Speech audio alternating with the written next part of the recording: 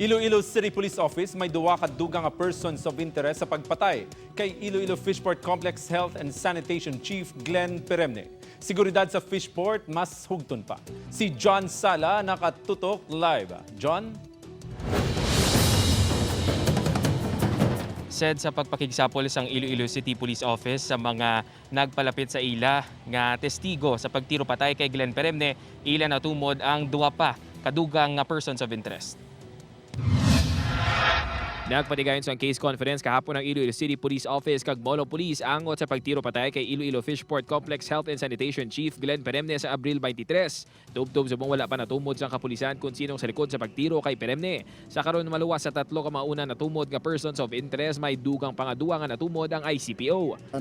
Sa mga statements ang aton abi nga iban nga witnesses may naga-come up ng mga ngalan, but subject po ni for verification. Nagpanawagan man si Lieutenant Colonel Siason sa Iloilo Fish Port Complex Administration nga mas magkooperar pa sa kapulisan. Disclose siguro ang tanan-tanan kay para mahibaluan naton. Medyo limited pa abi, limited ang mga information man. Apang suno sa tagpamaba sang IFPC, nagakooperan man kuno sila sa kapulisan. We have already provided documents unless kami pangitaw bagit sila. Bangod sa pagpatay kay Peremne kag pagtiro kay Erwin Jordan, mas hugton pa sang IFPC ang security measures sa Fish Port. Pagsulod sang naka-helmet, naka-motor, i-remove niya sa sagit para ma-identify, makita sa aton na CCTV. Ginpahayag man ni Doktor ang nakita nga base sa ilang monitoring wala man sang may nakabais o kung may na-record nga may nagreklamo batok kay Jordan. Maluwas na lang sa pagkaulamid sini bilang isa sa mga persons of interest sa pagpatay kay Glen Peremne. Apang bangod security officer si Jordan, normal lang kuno nga may sawayon ini. So wala makita sa sa record ng mga I think it's natural nga kung ala ka sa you are enforcing some directives or more the policy. May mga resistance pa na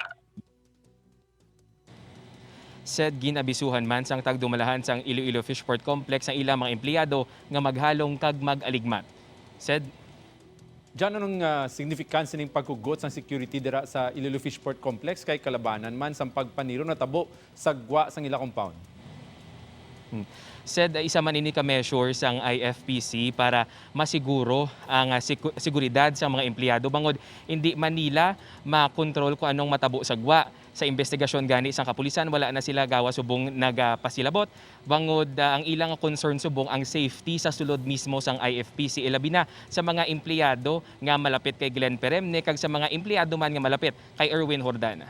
Said, Madam, mga salamat, John Sala.